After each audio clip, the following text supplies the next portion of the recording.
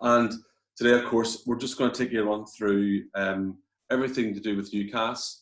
For example, the personal statement, the different sections. And it's just to get you to be more aware of what the application process is like, and also to raise some of the things that you'll want to consider doing with regards to Ulster University and making the application with us as well. So hopefully you'll find this useful in lieu of us not being out at the schools, and of course during this difficult time, and something for you to start preparing for as you think about going to university for 21 entry.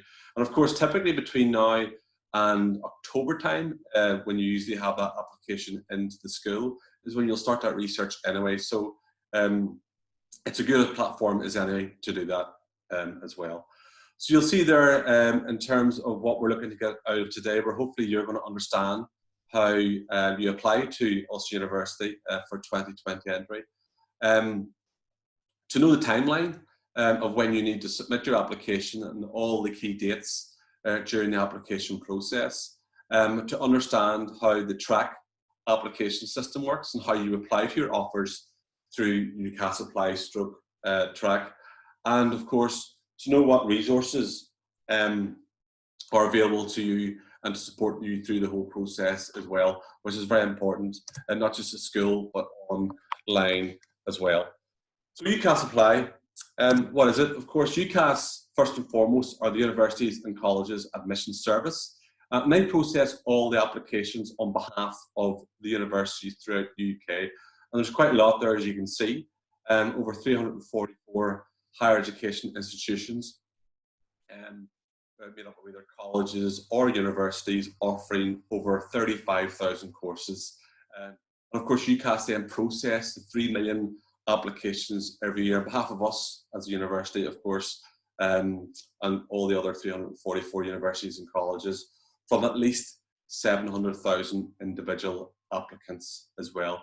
UCAS themselves have lots of information, advice. They've got loads of videos, loads of resources online for you to access.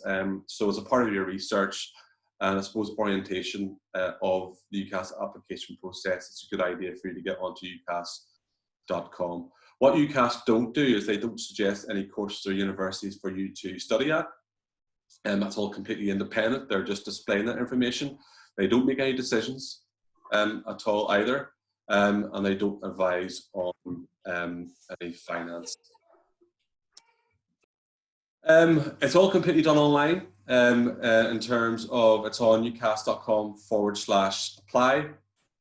Obviously, years ago, this used to be a paper exercise, but everything's completely submitted online and sent typically through your school or your college as what's known as the centre.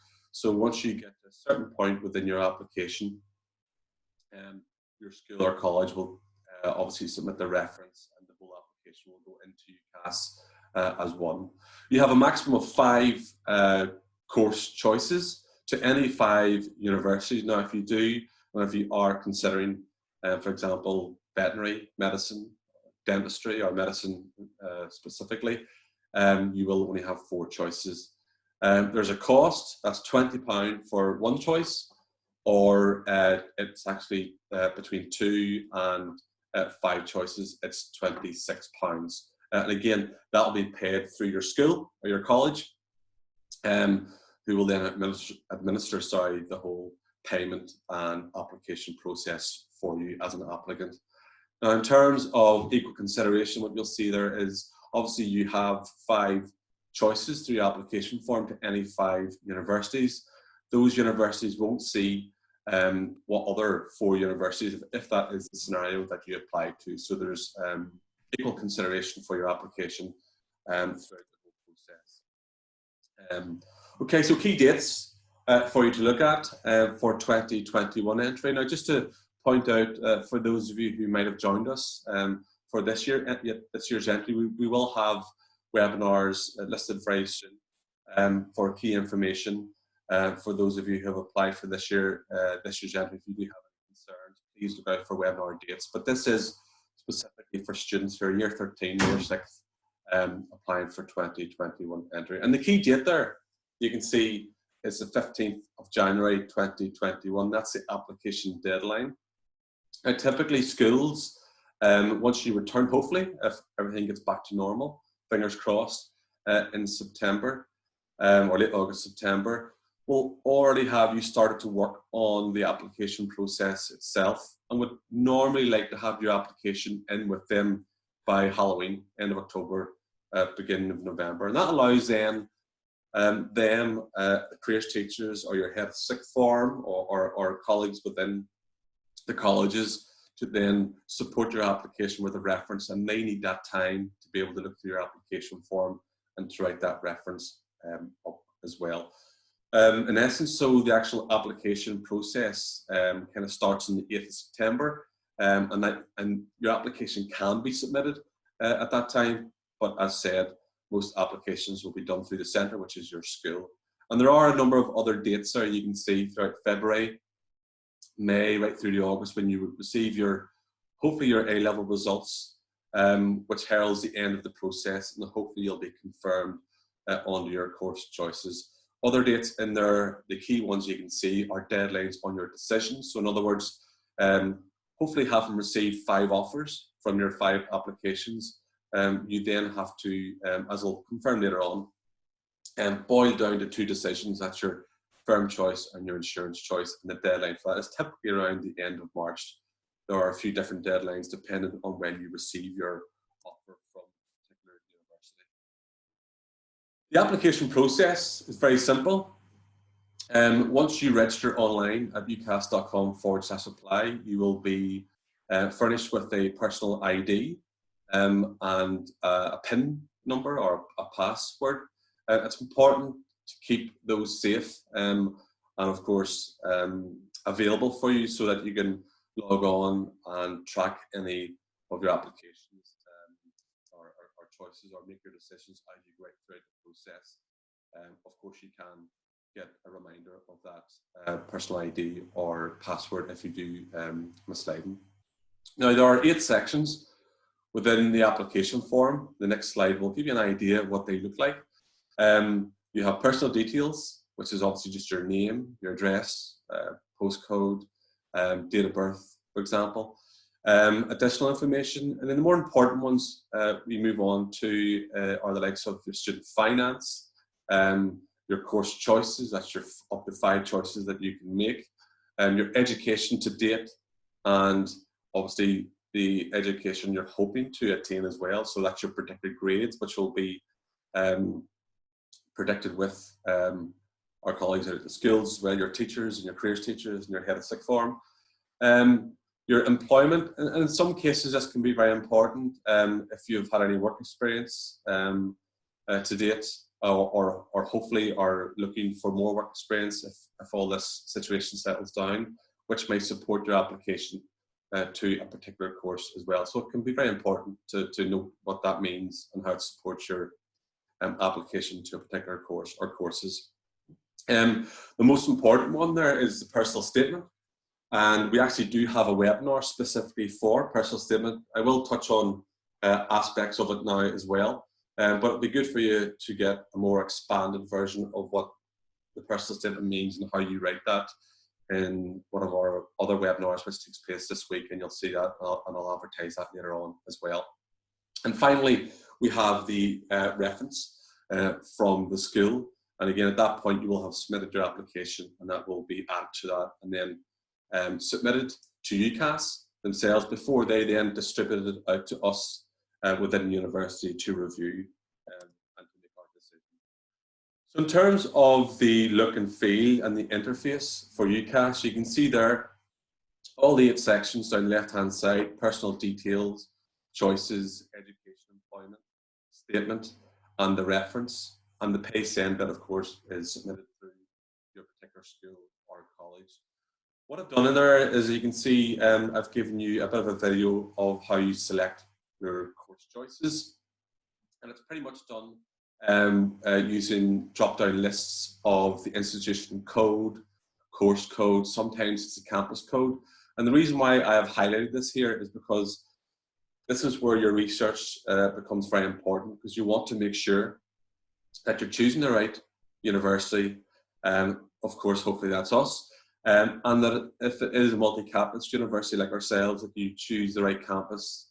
And that's important where the university offers the same course throughout its multiple campuses, and you want to make sure that you've chosen the right one based on the code of the course, which will all be listed on the UCAS apply section as demonstrated there on the video file.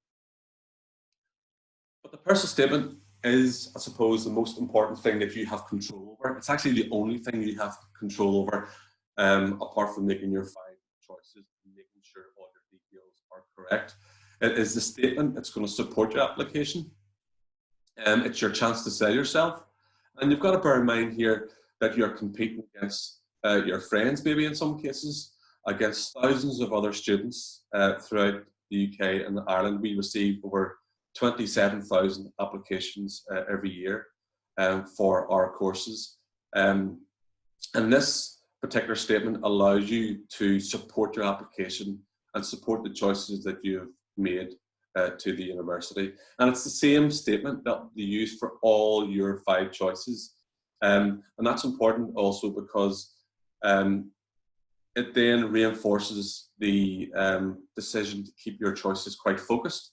So if you're applying, for example, for biomedical sciences, for architecture, for business studies, and for sport, whilst you're perfectly entitled to do that, it makes it very hard for you to create a focused personal statement whereby you're really showing the admissions officer that you have total focus on all your application for that particular course. There's a maximum of 4,000 characters or 47 lines and a minimum of 1,000 characters. So you have enough room there to articulate your reasons for applying for a particular course and showing the university and the admissions officers why you should be the selected candidate to get on the course. You can see there that there isn't a spelling or a grammar check functionality available on UCAS Apply. So of course the best bit of advice is to draft this out as many times as you can on a word processor, and then obviously run it by spell check and grammar, and of course by as many people as possible to make sure that it can be as best it can be and to promote you as a best possible candidate to get on that course. And there is no format, it's simple, plain text. I suppose the key message here within the personal statement is that it is personal, it's unique, it's all about you, but it must and it should include achievements, past and present, why you're interested in a particular subject area, your knowledge of that area. So whilst obviously you haven't trained up or studied in a particular field, for example, in biomed sciences or in HR or law yet, we will want to see what your knowledge is of that course to date. Have you read the course content, the modules? And we get a sense then of that you really want to study our particular course and that you have a real interest and a motivation maybe to pursue a career pathway within that course as well. And it does show that you've sort of substantiated your application to a course at Ulster as well. It will demonstrate your enthusiasm and of course why you enjoy studying, and evidence of independent learning and study skills that you have developed to date and that you could bring onto the course that you're looking to study as well. As I say, there are lots of resources on the UCAS website. My colleagues will be delivering the personal statement webinar later on the week as well. So it'll give you an opportunity to see how you build that personal statement. That's something that you can start now as we work towards October time as well. Now, decision making in terms not just you, but also for the universities and colleges, or specifically ourselves, we will review your application once you've submitted it to UCAS based on the personal statement, based on your qualifications, and based on the reference that is supporting your application made by the school. We could also look at admissions tests, and I'll refer to those in a moment or two with regards to the health professions that we offer in interviews, for example, for nursing, social work, for some of our arts programs as well. And we also may ask for our portfolio or an audition for the likes of drama or music, or for architecture, or for our art and design programs at Belfast as well. Now, based on all that, we will make a decision, and that could be either an unconditional offer, a conditional offer, or it'll be declined or unsuccessful. So that unconditional offer will be, we see you as a suitable candidate for our course. We are making you an offer onto that course with no conditions applied. In other words, if you accept that, you're on the course come September. The conditional offer will be based on qualifications that you still need to get. For example, if you're sitting your A2s as part of your A levels next year, and you'll be waiting for those results coming through in August. If you meet the A and 2Bs, for example, for law, then you will secure your place on the course itself. So that's the conditional offer. So of course, after you've submitted your application and passed the deadline date of the 15th of January, hopefully at that point you will receive 5 offers for all of your 5 choices you've made. And once you've been made those, and of course you can wait for all those offers to come in right through until the end of March, then it's your turn to make a decision. And that decision will be to decline 3 and to keep 2. And those 2 choices will be your firm choice, that's your preferred option, and then your insurance acceptance, that's your backup choice. And then, as I say, you have to decline your remaining offers. At that point, then you can use Track to do that, to follow the process of your application or the progress, to view your offers, and to reply to any of the offers that you have as well. And the little screenshot image at the bottom right-hand side there of the screen gives you an idea of what that interface looks like, and specifically on a mobile version as well, which I'm sure a lot of you will be using and showing your parents come this time next year. Other key dates to look out for next February right through to October will be extra. So if by any chance you have used up all your 5 choices and haven't received any offers, you can add an extra choice one at a time to Track for consideration by the university of choice. And you can keep doing that until you receive an offer that's suitable to you. In July time, right through to October, clearing is then available. And that is typically for courses that come on board for the university, or for vacancies that we have within our university as well. And that's for students who either have no offers, have declined all their offers, or have not met the condition of their offer following the publication of your results in August. And at that point, I do very quickly go on, look at the vacancies that we have and add them to a choice on UCAS Track for consideration by the university. Now, as promised, we're going to look back at some of the considerations that we at Ulster University have when making offers. So typically we will look at the personal statement for all of our courses, and that's something for you to pay close attention to when submitting your application. We will interview for arts programs, for nursing, social work, and art and design. And all those interviews, we are really looking for you to show, again, knowledge of the course, good interpersonal skills, good confidence, especially for the likes of nursing and social work there, where you'll be dealing with people. You want to really have a good understanding there of what those 2 particular professions are, the different roles that social workers or nursing plays, the challenges and the opportunities that they have every day, and why you would see yourself excelling in that particular career and course prior to progressing onto the career. You'll be asked to submit a portfolio digitally of all your work for art and design and for architecture. Sorry, I didn't mean to say all your work. I mean selections of your work that you see fit. And we'll have open days in September at Belfast campus, which will give you an idea of the types of work that students before you have submitted, to look at their quality and the type of work they would submit relevant to any of the courses that we have in art and design, or for architecture as well. And then, of course, last but not least, we have the HPAT Ulster test, which, for those of you who are interested in the likes of physiotherapy, radiography, radiotherapy, occupational therapy, and dietetics, for example, must sit the Allied Health Professions HPAT test, which is the Health Professions Admissions Test, to be considered made an offer to any of those courses. Now, just taking you back to nursing, we received over 2,000 applications for just over 300 places. And the personal statement is very important because that is what's used to filter out the first 1,000 applicants. And what we do then thereafter is interview the remaining 1,000 applicants for those nursing courses, mental health and adult nursing. And as mentioned already, we're looking for knowledge, we're looking for empathy, we're looking for confidence, and we're looking for motivation of those students who are wanting to pursue a career, for example, in nursing as well. And just to point out there, nursing, along with those health professions, are all fully funded programs, so there is no tuition fee for those particular courses. The allied health professions, and that HPAT test, you will sit, I think it's the last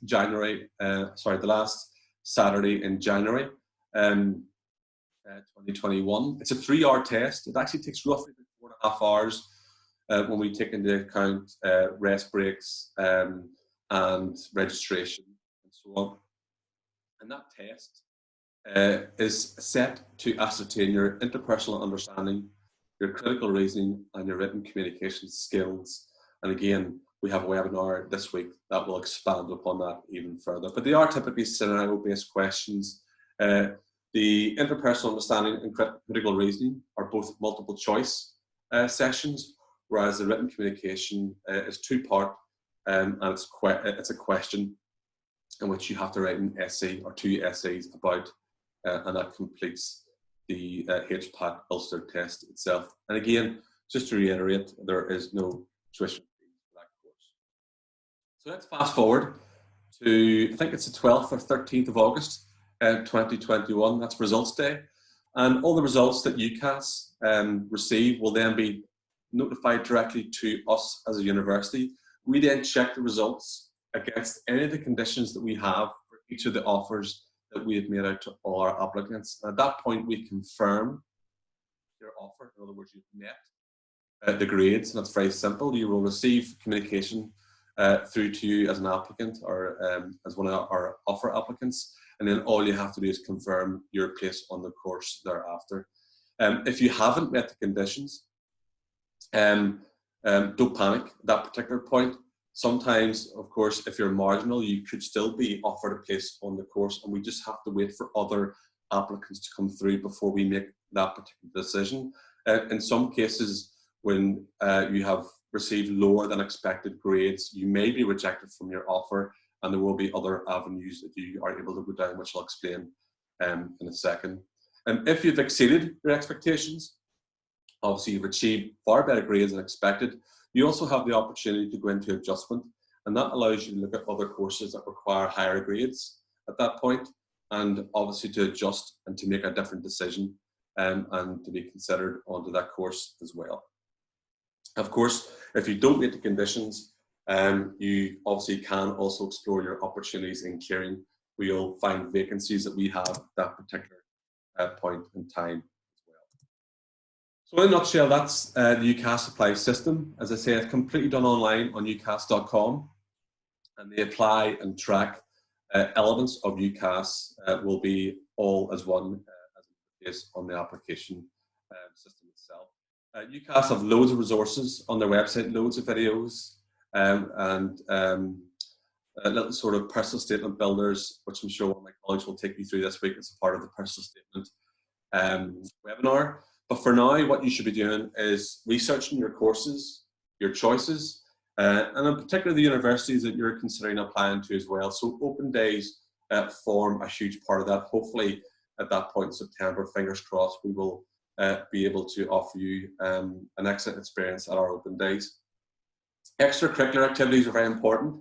And if we look at courses, for example, in sport or even nursing or social work, or even the work experience around that as well, it's a great opportunity to demonstrate what skills you have that are relevant to that particular course. So if it's communication skills, interpersonal skills, organizational skills, sport forms a huge part of that skills builder, if you want to call it for you. And that allows you to evidence that in or those experiences and those skills within your personal statement, and obviously to articulate those during any possible interview that you might have as well. And of course, the main thing is, which I know is quite hard for you to do at the moment, but hopefully you're achieving that, is to focus on this year's studies in preparation for coming back, hopefully to normal in September time. And with regards to any AS level exams being cancelled, obviously the university is very much aware of this through the Department of Education, through all the exam boards, and we will look at every scenario and make sure that nobody is in any way disadvantaged through this current situation that we find ourselves in as well. Make sure you find and choose the right course for you. Hopefully that is at Ulster University. But what you should be doing is, this is specifically in respect to knowing about the course, the content, the modules, the optional modules that you might have as well, which are relevant to your career aspirations. So sometimes you have module choices. Can you get a placement as a part of your degree program? Can you study abroad? And you'll find that you can in most of our courses at Ulster University. We offer over 2,000 industrial work placements every year to our students, but mainly also to point out the fact that courses are taught differently, whether it be through tutorials, seminars, labs, or obviously different platforms as well, as we're finding at this moment in time through blended learning and online learning opportunity also. And how is the course assessed? Some of us are very strong learners when it comes to exams. Some of us are better at coursework. And for you, that might matter. So you have the opportunity to do that research and find that out if you look at our courses online. And that brings us to the last couple of slides of the webinar. You can search for all of our courses on our course finder on the website ulster.ac.uk. As you can see there, we have a huge resource of information for every course. We have module breakdown, we have content, we have the entry requirements for all the courses and for all the qualifications that would be considered. Make sure you select the 21 entry filter on the left-hand side. That's just so you have the most up-to-date entry requirements that we have listed at this particular time. We do have those course listings supported by videos from our current students and from staff, and that will allow you to understand what our courses are about as well, from a student perspective and from a staff perspective also. We do have a wide range of webinars to look forward to, including general subjects like today, or topics, sorry, but we also have very subject specific ones that are coming online over the next couple of weeks, and we're working very hard to make sure that we can broadcast those webinars for you to log on to over the next couple of weeks while we go through this particular lockdown. Open days in September. At the moment, we just have our teacher registration. So typically, you would be brought along by your school or by your college to the open days. And at this moment in time, we have our teacher registration pages open. We will be adding to that very soon for students to register. That will allow you then to build your day, to plan your day, to be able to book on the school talk, or to subject talks, to tours, to view our facilities. And that's to enable you to make the most of your day in advance of visiting us at our campuses. But you'll see further dates confirmed at the open day section of the website as we move through the next couple of weeks as well. Now, hopefully you can always get in touch with us at Ulster University. On each of our course entry pages, we have obviously the contact details for course directors, but you can contact us at admissions if you have any qualifications queries at Coleraine, Jordanstown and Magee. And ideally, if you know where your campus, or sorry, where your course is being hosted, for example, if it's at Jordanstown, it's better if you email or contact our colleagues at admissions at the Jordanstown campus for that particular scenario. If you have any course specific questions, you have the email address there at study@ulster.ac.uk. But a very good facility that we have is Unibuddy, and that allows you to chat to our current students who are studying on specific subjects, and that will allow you then to, I suppose, connect, hopefully better with the likes of Catherine there for accounting and marketing, or Robert there within fine art, ask them all about their course, why they decide to study on it, what the facilities are like, what the course is like, what the staff are like, and they'll give you an honest appraisal of how they're finding their particular student experience at Ulster University as well. Okay, now, so that's us coming to the end of the webinar. My colleague Michael, hopefully, has been on the sidelines there, answering any questions that we might have had throughout the webinar. Michael, have we had anything that we... Okay, Johnny, yeah, so I can just start. Rachel just asked a question concerning speech and language. She was looking to get on to work experience, but unfortunately that's been cancelled due to current situation. And would it have any effect on her personal statement and getting on to the course? So really the long and the short answer is it wouldn't affect you. The main thing for the likes of speech and language or those courses would be your HPAT. So no matter really how or what you state on your personal statement, if you don't pass your HPAT or get this required score to get onto the course, then you'll not get on anyway. So really the HPAT would be the main process of your application in terms of how the university would be looking at that to get you onto the course. So really your experience is good for you in terms of just helping you build up your knowledge of that area, building up your interest, and obviously finding out more about the career that you would have within speech and language. But it'll not really have any effect on you in terms of your personal statement when you're applying to the university. Yeah, and just to add that, of course, what you've got to remember is, whilst we would love all your 5 choices to Ulster University, you could be applying to other universities as well, and that personal statement might have different importance depending on who you're applying to or what course you're applying to as well. But with regards to work experience, I think all universities will be very much understanding that it's difficult for anyone to get work experience at this moment in time, and that could be cancelled as well. So I wouldn't be too concerned. The main thing is, as Michael said, it's the HPAT test and the score you receive, and that's where the main measure is for those particular courses. Okay, and Ellie just asked, pharmacy require HPAT? So pharmacy isn't a course that will require HPAT. There will be an HPAT talk that'll come on over the next couple of weeks, so do keep an eye out for that. But pharmacy wouldn't be a course that would be considered that you need to undertake the HPAT test. Somebody else were just wondering, when you apply to university via UCAS or any grades sent, predicted grades or mock grades, so those grades would be put on your UCAS form by your careers teacher or your teachers in school. So they would be putting down what your predicted grades would be. So then the university makes you an offer based on those predicted grades. Okay, so hopefully that answers that one for you. Couple of other ones that I did answer. Just some students just maybe looking at if they've any requiring any additional support. And is there any less likely to get into university? Absolutely not. That'll have no influence on your application to the university. All you have to do is just state on your UCAS form that you require some additional support. And then when that time comes around, our guys that work within student support will be in contact with you. They'll maybe bring you in, you'll have an interview, any additional support requirements, then hopefully then they will be in place for you by the time your course starts in September or October of that year.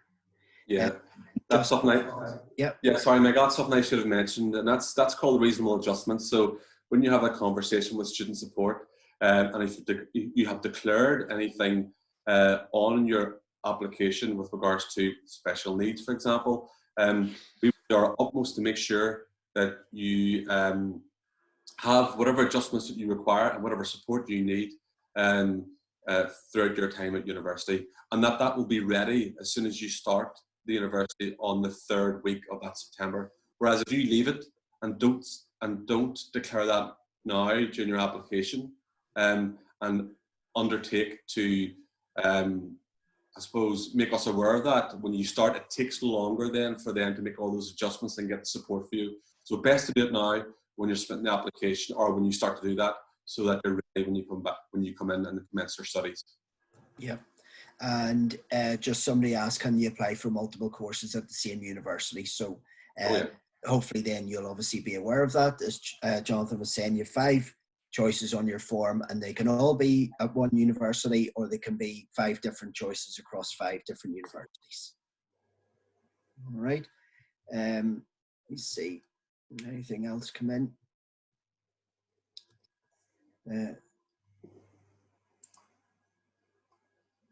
So if someone didn't do so well as thought in their mocks in January 2020 in lower 6th, would university reject them?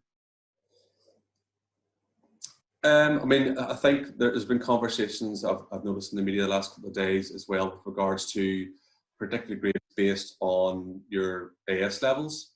And of course, that doesn't account for how well somebody could do during their A2s.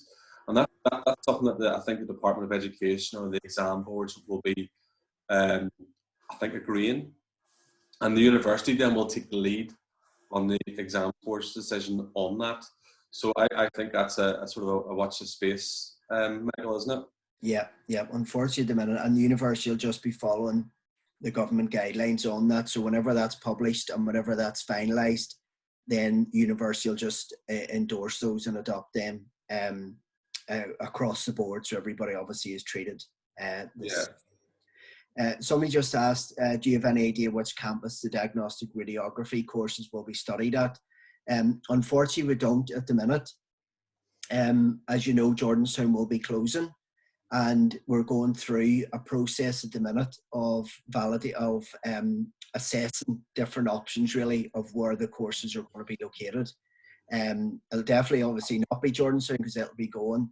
But with 3 other campuses, our new one in Belfast City Centre, Coleraine and Magee, and they're assessing those different campuses in terms of cost, in terms of location, in terms of demand, in terms of available space, and in terms of facilities and everything that is needed for those courses to run. So quite a few all around those allied health, the likes of speech and language, physiotherapy, radiography is one of them, as you say. They're all going to be moving, but where unfortunately they're going to go to at this time, we just don't know. That, Michael, is part of the public consultation that's out at the moment. Now, that will be due to finish probably just around the start of the lockdown, but the consultation has been paused at this moment in time, and obviously won't probably recommence until after the lockdown. So hopefully maybe as we come out of this and a bit further down the line, we will have confirmation of where these are going to be taught from. But as Michael says, at this moment in time, as we obviously look towards closing Jordanstown, it's still for either Coleraine, Magee or Belfast, and will be considered within the consultation itself. Yeah. And then a student just asked, is there any chance that you get into social work at university as soon as you leave upper 6th? So obviously the answer to that is yes. Lots of students do get into social work after you leave your studies at school or college. The main thing for you with social work is, as well as your personal statement on UCAS, you'll have an additional personal statement to do for the Social Work Council of Northern Ireland. And that's where you get asked 3 questions, and you've 600 words to answer those questions. So that'll be the main thing that they will use for you to get an interview. So with social work, there's an interview process as well. So you want to try and get on to that interview. So the main thing that they'll be using is that 600 words. The first one is about what do you know about social work, things like that. Another common one is social work issues that you feel passionate about. So whether it be housing, whether it be poverty, whether it be child neglect, just issues like that, that'll be a topic that you'll then discuss around. So there'll be 3 questions posed to you, and then you have 600 words to answer those, and that is what the universities will use for you to get on to get an interview. And then depending on how you perform in that interview, then hopefully then you'll get your offer. Okay, so hopefully that has answered that one for you. and then just somebody asking, are you able to rewatch the webinars as if they've already happened, and if so, how? Yeah, we still don't have a landing page where we would upload the recorded webinars, but we're working on that this week, Michael. So Yeah. Yeah. on the same section where you actually registered for the webinar, we will host all the all the recorded and past webinars that we have taken to date. So hopefully, yeah, they'll be ready. Plus, we will send out a PDF version of the webinar presentation to all those who have registered via or for this particular webinar as well. Yep. Okay, guys, I think that's all the questions answered. I would like to thank you all for joining us today. Thank Michael for answering the questions. There's a few minutes left. What we'll do is we'll take the cameras and sit for a few minutes towards the end of the webinar and answer any questions that may come through.